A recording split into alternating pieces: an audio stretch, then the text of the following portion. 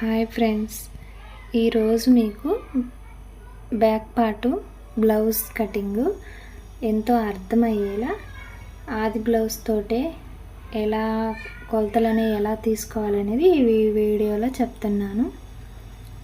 ముందుగా వచ్చేసి మనం క్లాత్గా నీట్గా సర్దుకోవాలి.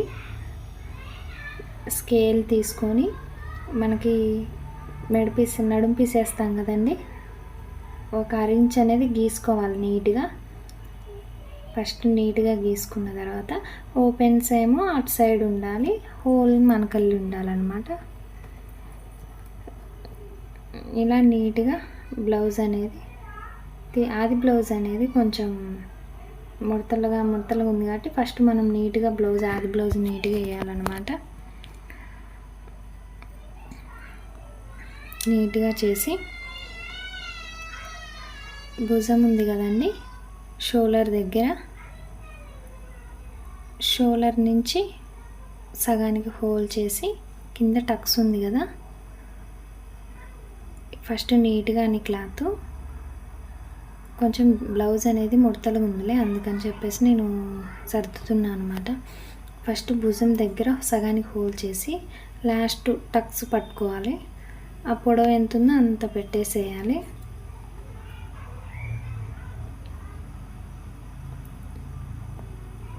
తర్వాత మీకు ఖర్చు ఉంది కదండి, బ్యాక్ పార్ట్ ఖర్చు ఉంది కదా, సగానికి హోల్ చేయాలి. బ్యాక్ పార్ట్ అనమాట, సగానికి హోల్ చేసి ఎంత ఉంటే అంత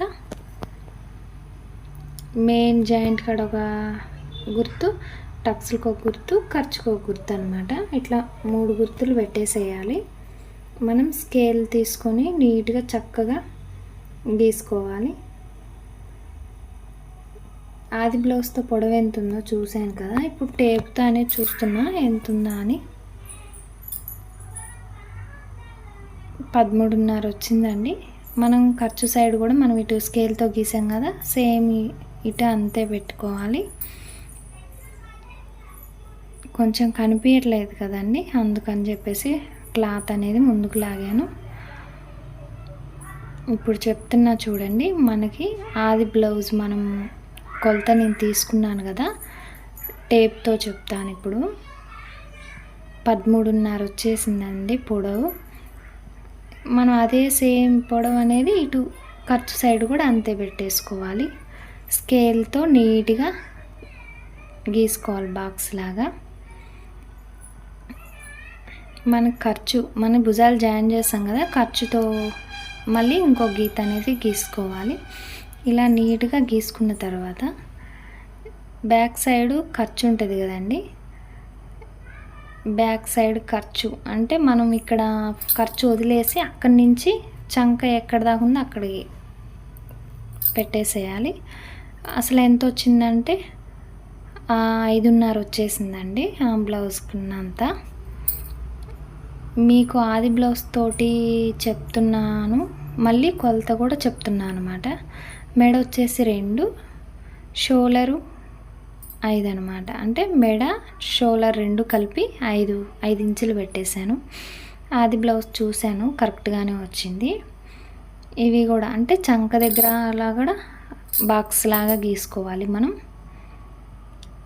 మెడ వచ్చేసి పైన 2 ఇంచులు పెట్టాం కదా, ఇప్పుడు ఆది బ్లౌజ్ తోటి ఇక్కడ కొలుచుకోవాలి ఎంత ఉందో, మెడ ఎంత ఉందో అనేది మనం ఆది బ్లౌజ్తో కొలవాలి. ఇక్కడ నుంచి మెయిన్ ఒక టక్స్, ఒక గీటు, తర్వాత ఇంకొక గీటు అనమాట. ఖర్చులోకి 2.5 పెట్టేస్తున్నా, అంటే పైన 2 ఇంచులు పెట్టాను కదా, ఇక్కడ 2.5 పెట్టేశాను. స్కేల్ తీసుకొని నీట్గా గీసాను. మనకి రౌండ్ కోసం అని చెప్పేసి 2.5 పెట్టాను. పైన 2 భుజాలు జారకుండా ఉంటాయి అన్నమాట. ఇలా కానీ పెడితే చంక దగ్గర వచ్చేసి 1.5 పెట్టాను, మనకి రౌండ్ తీసుకోవడానికి 1.5. ఇక్కడ 2 ఇంచులు పెట్టాం కదా ఖర్చు, అదే 2 ఇంచులు పైన కూడా తీసుకోవాలి. ఇవి 2 చక్కగా గీసుకోవాలి. ఇలా మనకి రౌండ్ స్కేల్ ఉంటుంది కదండి, రౌండ్ స్కేల్ తోటి ఇట్లా అలా నీట్గా రౌండ్గా గీసేసుకోవాలి. ఇలా రౌండ్ స్కేల్తో గీసుకుంటే మనకి చాలా బెనిఫిట్స్ అండి. వంకలు టింకలు రాకుండా నీట్గా రౌండ్గా వస్తుంది. సారీ అండి, నేను రౌండ్ గీసాను కానీ ఖర్చు దగ్గర పెట్టిన ఘాటుతో గీయలేదు. అందుకని చెప్పేసి మళ్ళీ ఇలా గీసుకున్నాను మెడ. ఇప్పుడు రౌండ్గా నీట్గా కటింగ్ చేసేస్తున్నాను. ఈ మెథడ్లో కానీ కటింగ్ చేస్తా అండి మీకు బ్లౌజ్ అనేది చాలా నీట్గా కుదురుతుంది. ఒకసారి ట్రై చేసి చూడండి. కావాలంటే నేను చెప్పిన విధంగానే కట్ చేసి చూడండి. మనకి చాలా ఈజీగా అర్థమవుతుంది. చాలా బ్లౌజ్ కుట్టినా కూడా చాలా నీట్గా అనేది కూడా ఉంటుంది. ఇప్పుడు వచ్చేసి హ్యాండ్ కటింగ్ అనమాట. నేనైతే ఫస్ట్ బ్యాక్ పార్ట్ తీసుకుంటే తర్వాత హ్యాండ్స్ తీసుకుంటాను. హ్యాండ్స్ కూడా సింపుల్ అండి. ఫస్ట్ మనం చేతి పని కోసమని మనకు ఎంత ఒక ఇంచున్నర అని గీసుకున్నాను నేను.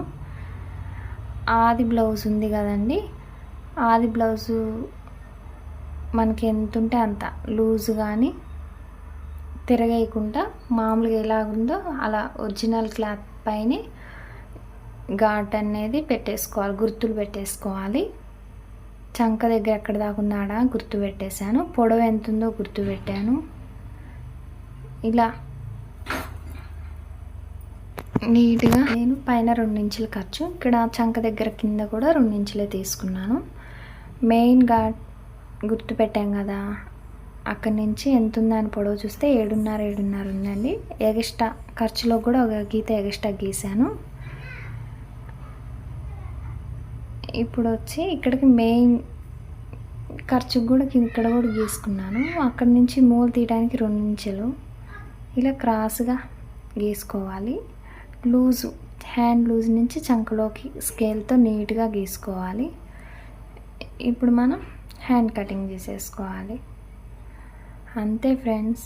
ఎవరైనా కొత్తగా నా వీడియో చూసేమంటైతే లైక్ చేసి సబ్స్క్రైబ్ చేసుకోండి. నేను యూట్యూబ్ అనేది ఈ మధ్య స్టార్ట్ చేశాను, అందుకోసం అని చెప్పేసి లైక్ చేసి సబ్స్క్రైబ్ చేసుకోండి. ఏమైనా డౌట్లు ఉన్నా కామెంట్ చేయండి. ఈ మెథడ్లో కానీ కటింగ్ చేసుకుంటే మీకు బ్లౌజ్ అనేది చాలా నీట్గా కుదురుతుంది. ఫ్రంట్ పార్ట్ అనేది నెక్స్ట్ వీడియోలో చెప్తానండి. నచ్చితే లైక్ చేసి సబ్స్క్రైబ్ చేసుకోండి.